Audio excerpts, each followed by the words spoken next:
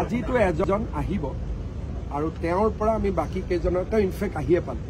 গতিকে তেওঁৰ পৰা আমি বাকি কেইজনৰ মনোভাৱটো গম পাম মুখ্যমন্ত্ৰীৰ লগত শ্যাম কানু মহন্তৰ ভাল নাছিল আটাইতকৈ শ্যাম কানু মহন্তৰ ভাল থকা ব্যক্তিজনৰ নামে গৌৰৱ গগৈ যোৰহাট ইলেকশ্যনৰ সময়ত গৌৰৱ গগৈৰ প্ৰতিটো ফেচবুক পোষ্ট চাব থেংক ইউ কানু বুলি মই কেতিয়াও টুইট কৰা নাই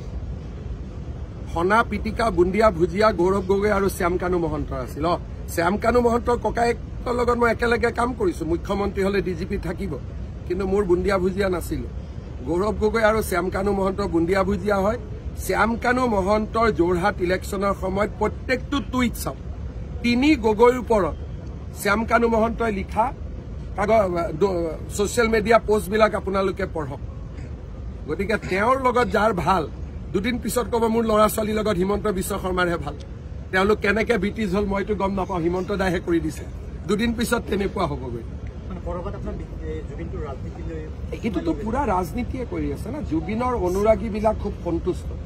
যে অসম চৰকাৰে এটাৰ পিছত এটাকৈ গ্ৰেপ্তাৰ কৰিছে তদন্ত কৰিছে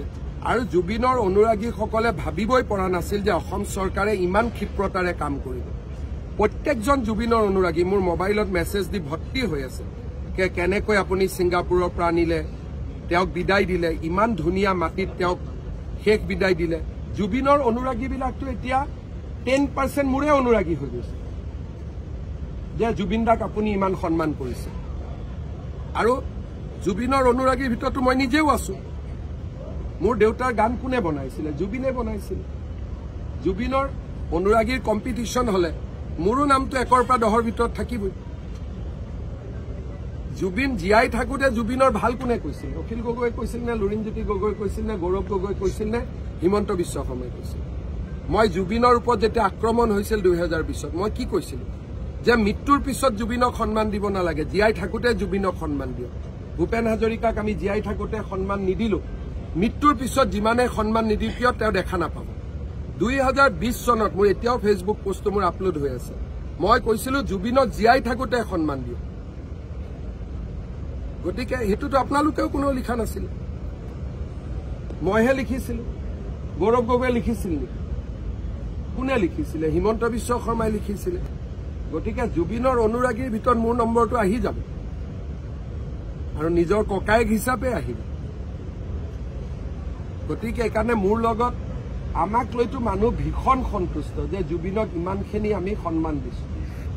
আৰু দিব লাগিব আৰু তাৰো প্লেনো আমি কৰি আছো আগতো আমাৰ বহুত পৰিকল্পনা আছে আৰু জুবিনৰ দোষীসকলক যে এনেকে আনিম আজিতো ছিংগাপুৰৰ পৰা এজন হলেওতো ধৰি আনিলো কেতিয়াবা অসম পুলিচে আগত পাৰিছিল নেকি গতিকে এই কথাটো লৈ যিমানে ৰাজনীতি কৰিব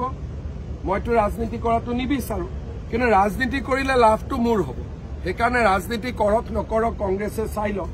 নকৰিলে মোৰ লছ কৰিলে মোৰ লাভ